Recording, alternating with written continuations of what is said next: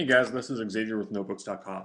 Today I'm going to show you Adobe Photoshop CS5's Content Aware feature. This is a photograph of my wife and I on a recent trip to Chicago, and I wanted to upload this to Facebook to share this photo with my friends and family. We're on the sky deck. It's a really cool thing where you can walk out over the edge. You're standing on plexiglass, and it feels like you're floating over the city. It's pretty cool stuff, but in this photograph, we have this corner here that kind of ruins the effect. It looks like there's a line growing out of my wife's head, and I'd really like to get rid of that. Now, in most image editing software, such as Apple's Aperture 3, you can retouch stuff like this. The problem is it doesn't do a very good job and it doesn't look natural. So let's go ahead over to here and grab a repair brush. And if we just go in here and try to repair this, whether we're using clone or we're using the repair function, the results aren't going to be pretty. I haven't done it with this photograph yet, but just based on my experience, I can tell you it's not going to look very natural. If I release the trackpad mouse button, we'll see the results here in just a second. And as you can see, there's this big smudge. It looks like somebody took a wet finger to a photograph that was freshly printed and just sort of smudged this out. It's not the best results. I'm going to go ahead and undo this. And I'm going to open the same photograph in Adobe Photoshop CS5.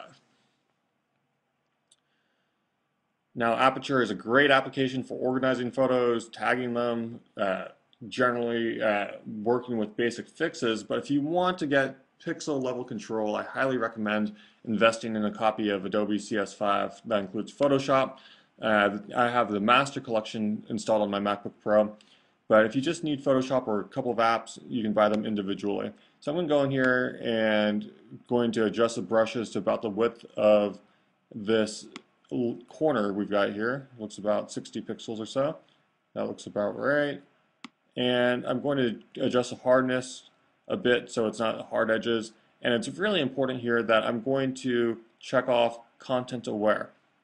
What this does is it forces Adobe Photoshop CS5 to actually consider what's going on in the photograph, not just what's going on within a couple of individual pixels. As you can see, we have streets, we have buildings, and we want them to be cloned kind of. We want them to be filled in there. And we want it to look natural. So I'm just going to go in here and really quickly highlight this corner. Now I'm using the trackpad on my MacBook Pro, so this line isn't very straight. If I was using a Wacom tablet or another pointer, it'd be a lot more accurate. But for these purposes, it should be just fine. I can go in here, and here we go. Selecting all this stuff that we find undesirable. And when I release this, Adobe's actually going to start drawing objects in there and guess at what should be behind this corner that is not showing up. And there we go. That's a pretty good job. If you zoom in here, you can see that it's pretty hard to distinguish where Adobe messed with the photograph and where it didn't. Right behind my wife's head, you can see it sort of guessed at the shape of what the building should be. It's not perfect, so what we can do is go in here and adjust the size of my brush and do it again. So right in here, there's some weirdness going on with her hair in this building. And there's also a little bit of blurring going on. It didn't do a very good job there. It's not perfect, so we'll just leave it alone for now. We can always come back in and retouch manually. And as you can see, it didn't get this shape very well right in here. And that fixes that. And keep in mind, if you're doing this as a professional project for a client or something, you probably wouldn't want to use this tool just very quickly like we just did. But for the purposes of uploading it to Facebook, it serves that purpose just fine. And as you can see, it looks like we're floating in space a bit more. I really quickly did this. It took me only a few seconds. In the old versions of Photoshop, it would take a lot longer. A lot of professionals are even using this as a first pass at retouching a photo, and then going in there and adjusting, doing the finer adjustments, just like we would do here. We can maybe do an auto contrast and see what happens